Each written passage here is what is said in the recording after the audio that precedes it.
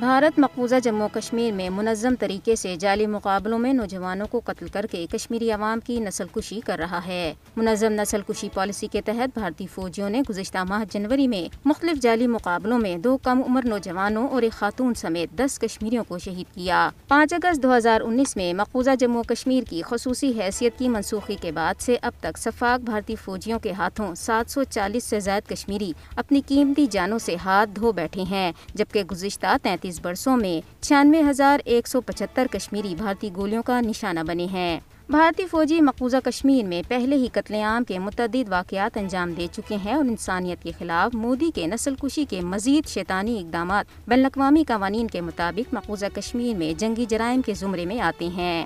مقبوضہ جموں کشمیر میں جغرافیائی حیت کو تبدیل کرنے کے مضمون منصوبے کے تحت اب اہل کشمیر کو ان کے گھروں اور زمینوں سے بے دخل کیا جا رہا ہے۔ مقبوضہ جموں کشمیر میں جاری انسداد تجاوزات مہم کے نام پر لوگوں کو بے گھر کرنے کے خلاف ہزاروں لوگوں نے بڈگام اور جموں میں احتجاجی مظاہرے کیے۔ پی ڈی پی کی سربراہ محبوبہ مفتی نے کہا ہے کہ نام نہاد انسداد تجاوزات مہم کشمیری عوام پر مظالم ڈھانے اور انہیں بے گھر کرنے کے لیے بی جے پی کی ہندو تباہ حکومت کا نیا ہتھیار ہے۔ ادھر بھارتی پولیس نے راجوری میں چھاپوں کے دوران 3 نوجوانوں کو گرفتار کیا ہے۔